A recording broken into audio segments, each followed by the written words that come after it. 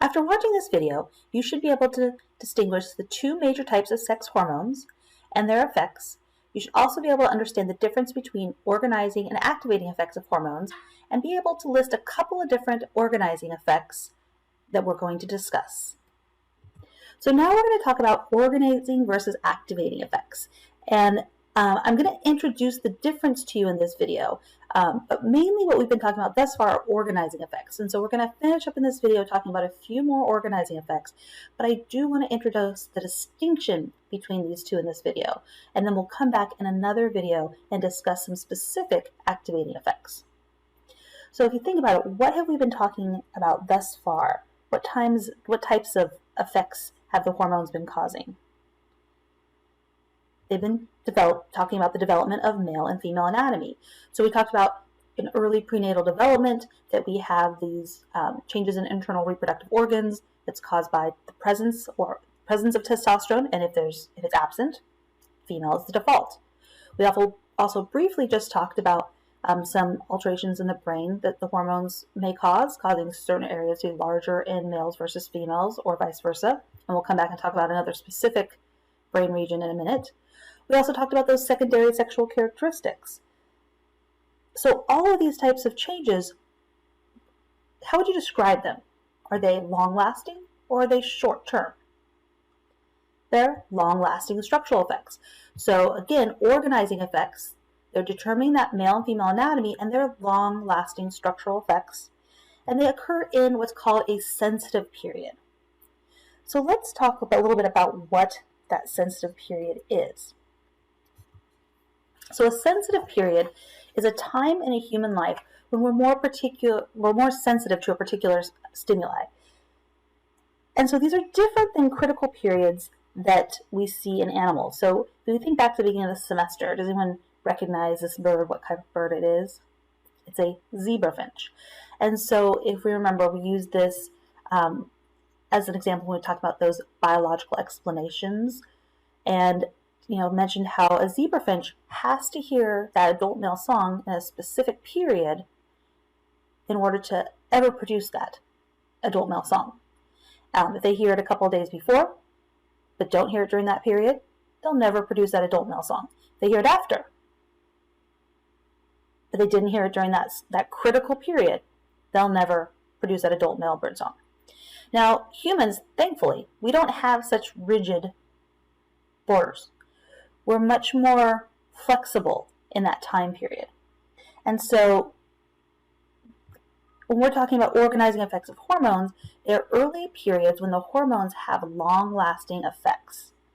And the time periods we've been talking about so far are before birth in humans, right? That early prenatal development, when those internal reproductive organs form. Again, that's the testosterone, the presence of testosterone masculinizing those undifferentiated ducts and gonads.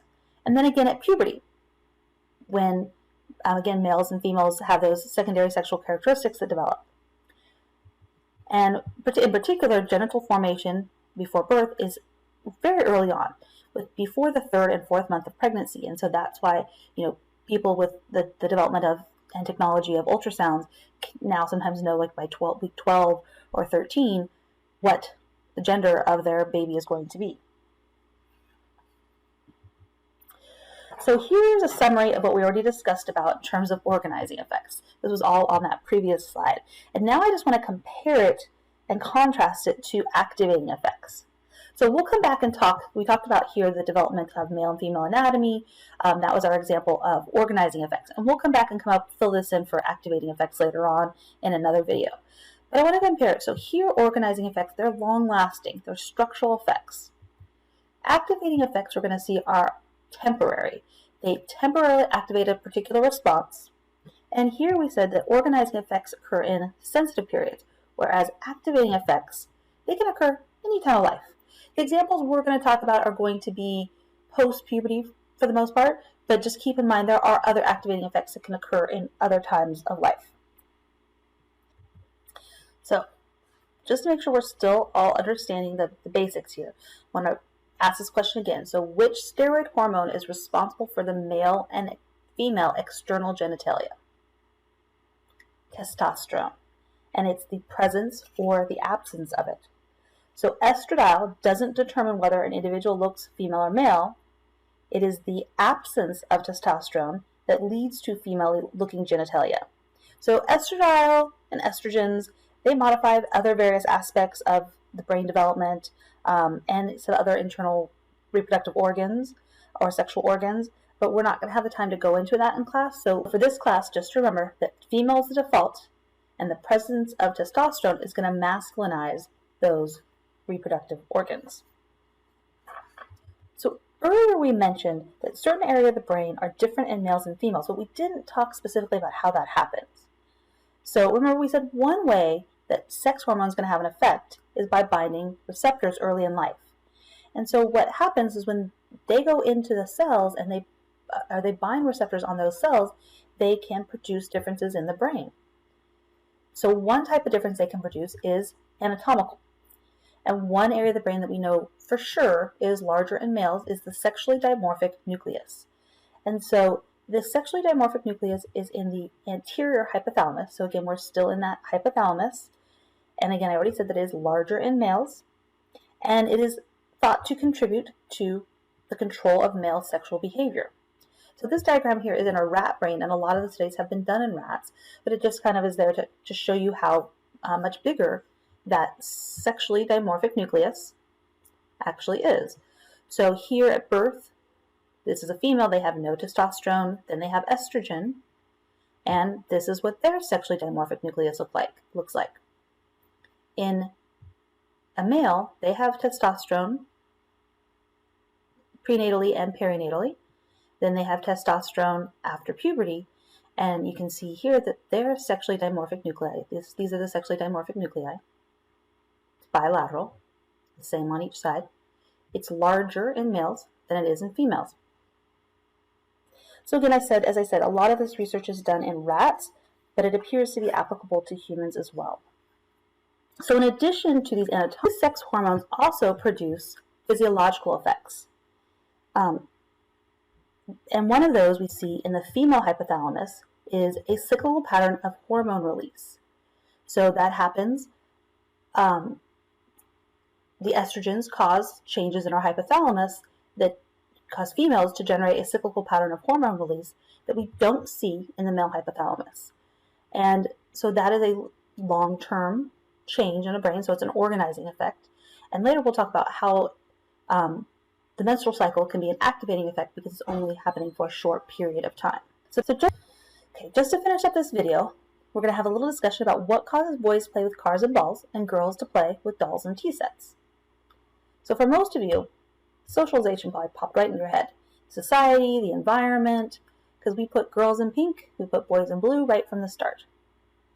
And your book even talks about how evidence shows that a preference for boy toys at 3.5, those children that have a preference for boy toys at 3.5, show more boy typical activities at age 8. And I'll say I thought this was interesting because with Carrie, she was definitely more interested in playing with boys, balls, and cars at the age of 4. And at age 8, her favorite activities were soccer, softball, Legos, and even now most of her activities are much more physical than your typical, stereotypical girl-related activities. And the book also mentions that this preference for one type of toy over another tends to be stable throughout childhood. Now, obviously, we're talking about this in psychobiology. This is in a social psychology class, so what else do you think may have a role in this tendency to play with one type of toy over another? And what have we been talking about? Talk about genes and chromosomes, but we've also been talking about hormones. And so it may not be as obvious, but hormones definitely seem to play a role in this difference in this choice of or preference of what type of toy children play with. So in particular, girls that are born to women that have high testosterone levels while pregnant seem to have a preference for boy toys. And one condition that might lead to this is something called PCOS, which is polycystic ovarian syndrome. And so we don't have time to go into all the ins and outs of what PCOS is. Sometimes women who have PCOS have trouble getting pregnant, and if they then end up getting pregnant or use some sort of assisted technology to get pregnant, they may produce these higher levels of testosterone, and then their girls, when they're born, have this preference for boy toys. And why do you think? I mean, obviously, again, why are we talking about this? It's those hormonal effects in the brain, perhaps. Also, boys born to women with high phthalate levels, which inhibits androgens while pregnant, seem to have a preference for girl toys. And we're going to come back to this idea a little bit when we talk about the intersex conditions, but I just wanted to introduce that concept to you here. And just to finish up this video, this slide just kind of summarizes some of the organizational and activational differences that we've talked about, showing you how these organizational effects really start happening prenatally and go through puberty. And the activational effects that we're going to talk about are mainly in adulthood, but they can really happen during any time of life.